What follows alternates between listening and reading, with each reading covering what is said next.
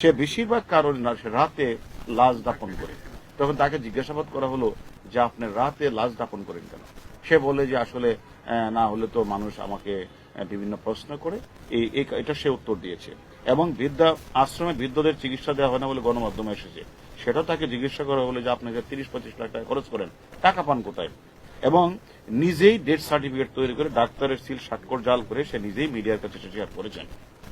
এবং আমরা এটাও জেনেছি যে সে ইতিমধ্যে 900 লাশ দাফন করলেও 835 সালের সম্পূর্ণ গরমিল কোনো ডকুমেন্টস দেখাতে পারে নাই। এবং তাকে জিজ্ঞাসাবাদ করলে তুমি এগুলি লাশগুলির পিছনে তোমার কারণ কি, লাশগুলি তুমি রাতে দাফন করো এগুলি, তখন কোনো এক সময় দেখা যায় যে সেখানে পাশে একটা মসজিদ ছিল, সেখান থেকে প্রশ্ন উঠেছে যে কিডনির পাশে সেখানে রক্তের দাগও রয়েছে।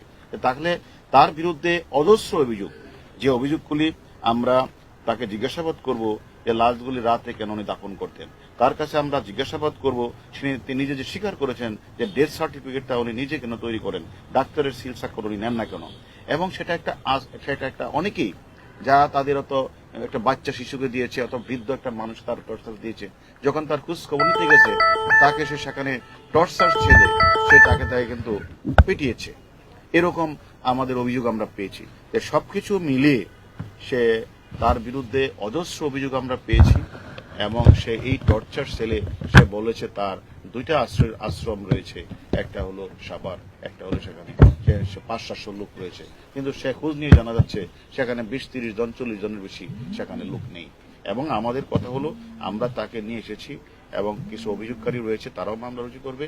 আমরা তাদেরকে রিমান্ডে নিয়ে জিজ্ঞাসাবাদ করব যে কত সংখ্যক মানুষ তার এনে চিকিৎসার জন্য গিয়েছিল, কত সংখ্যক মানুষ মারা গেল, সে কি আসলে এই সকল তার তথাকথিত থিয়েটার মানে ইয়ার নামে সে সেখান থেকে সে যে স্থাপন করেছেন সেখানে, যে তার ভিতরে সে যে অপারেশন থিয়েটার, সে অপারেশন থিয়েটারের মাধ্যমে সে সেখান থেকে কিডনি বিক্রি করেছেন কিনা আপনারা যে অভিযোগটা করেছেন সেটাও আমরা তদন্ত করব।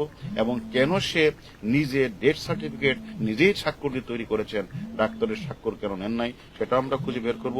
এবং বেশিরভাগ লাশ দাঁড়াতে দাফন করলেন কেন, এবং তিনি 2টি আশ্রমের কথা বলে শত শত মানুষের রাখার কথা বলে সেখানে কোনো লাশ নেই, সবকিছু আমরা তদন্ত করে আমরা পরবর্তী পর্যায়ে আপনাদেরকে জানাবো যে আমরা তার বিরুদ্ধে এই অভিযোগগুলি আমরা পেয়েছি। এখন আমরা মামলা রুজু হওয়ার পরে আমরা রিমান্ডে এনে বাকি তথ্যগুলি আপনাদের জানাবো।